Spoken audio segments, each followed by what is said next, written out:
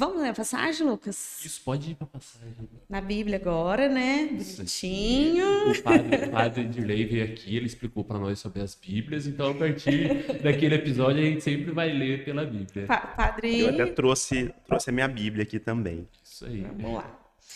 Então, vamos lá. Nesse mesmo dia, eis que 2 discípulos viajavam para um vilarejo chamado Emaús, que ficava a uns 10 quilômetros de Jerusalém.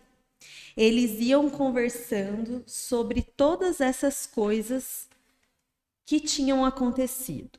Enquanto conversavam e discutiam, o próprio Jesus se aproximou e se pôs a caminhar com eles. Mas os olhos deles estavam como que embaçados e não o reconheceram. Jesus lhes disse: sobre o que vocês estão falando enquanto caminham?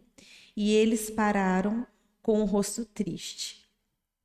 Um deles, chamado Cleófas, lhe disse: será você o único estrangeiro em Jerusalém que não sabe das coisas que aconteceram nesses dias?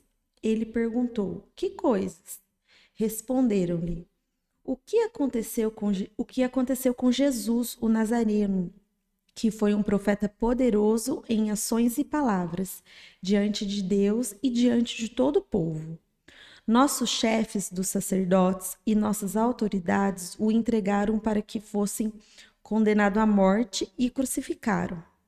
Nós esperávamos que seria ele o libertador de Israel. Mas agora, além de tudo, já faz 3 dias que todas essas coisas aconteceram. Algumas mulheres do nosso grupo, porém, nos deram um susto. Elas foram de madrugada ao túmulo e não encontraram o corpo. Voltaram então, dizendo que havia tido uma visão de anjos, os quais diziam que Jesus está vivo. Alguns dos nós também foram ao túmulo e encontraram as coisas como as mulheres tinham dito, mas não viram Jesus. Então ele lhes disse: ó insensatos e lentos de coração, para acreditar em tudo o que os profetas anunciaram? Será que não era preciso que o Messias sofresse tudo isso e entrasse na sua glória? E explicou-lhes o que dizia a respeito a ele em todas as Escrituras, começando por Moisés e percorrendo por todos os profetas. Quando estavam perto do vilarejo para onde iam, ele deu a entender que seguiria adiante. Mas eles insistiam: fique conosco, pois já é tarde e o dia está terminando. Então ele entrou para ficar com eles. E estando com eles à mesa, tomou o pão, abençoou, partiu e deu a eles. Então os olhos deles se abriram e o reconheceram, mas ele ficou invisível diante deles.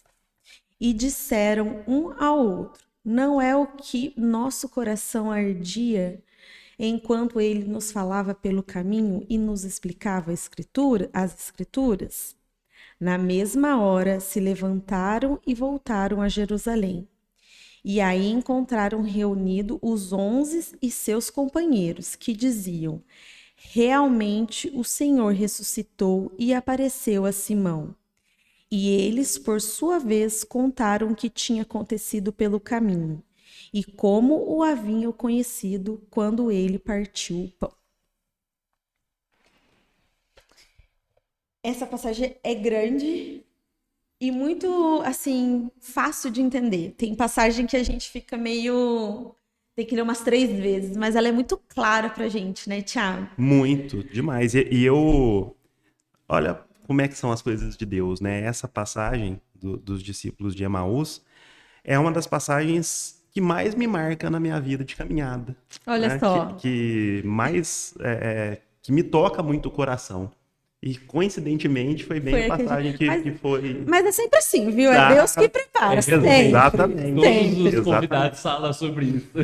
Muito legal, né? Mas é muito engraçado que todos, né, Lucas? Tipo assim, a grande maioria fala pra gente: nossa, mas isso faz parte. Essa passagem faz parte. Essa... Esse tema é pra mim, eu preciso escutar sempre. Muito. E aí a gente vai fazer uma partilha dessa passagem agora, né? Pra gente entender melhor, falar o que te marca mais no seu coração. Você quer falar alguma coisa, Lucas, da passagem?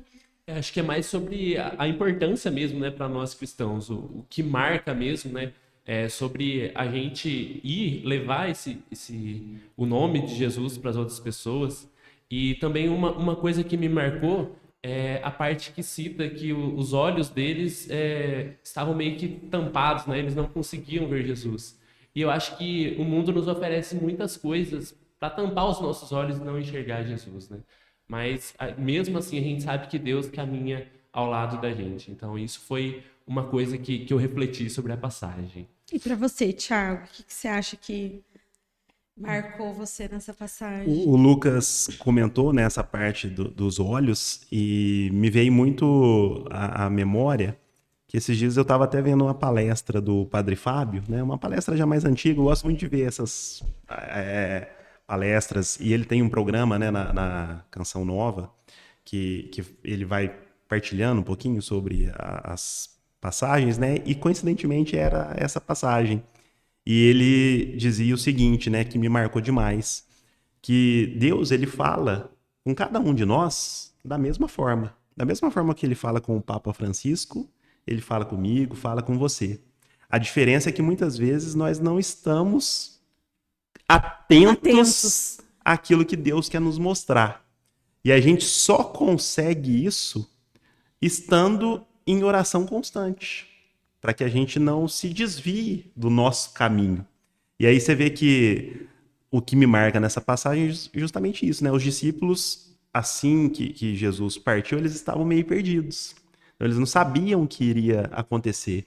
E assim muitas vezes é na nossa vida, né? A gente cria expectativas ou a gente não sabe o que está por nos aguardar, quando na verdade a fé é justamente isso, né? A gente caminhar sabendo que Deus ele vai estar sempre do nosso lado. E eles falam no final, né? Como nosso coração ardia quando ele falava conosco. Então eu vejo que o simbologismo dessa passagem vem muito de encontro ao nosso dia a dia, à nossa vida cristã. Tão antigo e tão atual, né? Muito, né? Muito. E para mim ficou muito claro essa, bem assim, essa parte mesmo que você tá falando. Quando eu tava vindo para cá, eu tava bem ansiosa, agitada, vindo.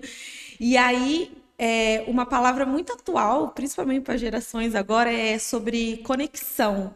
Eu vinha dirigindo do portão aqui para Cambuí, eu falei, meu Deus, preciso de conexão, por favor, me conecte de novo, porque eu tô indo pro podcast. E é exatamente isso, porque os discípulos, eles estavam no caminho, eles não estavam desviados do caminho, eles estavam no caminho, mas muitas vezes a gente está tão preocupado com o que está acontecendo no mundo, né, coisas mundanas, que a gente esquece da conexão. Muito. Então, assim, essa conexão com Deus a gente tem que pedir a todo momento, né? É como se fosse a conexão da internet mesmo, porque de repente tá ali, quase caindo, você precisa ir lá. Você vê que dentro da nossa caminhada cristã, a nossa caminhada que eu digo de todos nós, né? Quantas pessoas a gente vê, e muitas vezes a gente também comete esse erro. Ah, fulano não vai mais, eu também não vou. Ah, mudou o padre da minha paróquia, eu não vou mais. Quando, na verdade, a nossa conexão é com Deus. É com Deus. As pessoas não são mais do que instrumentos para que Deus chegue até o nosso coração. Mas a nossa conexão tem que ser sempre com Deus. Exatamente.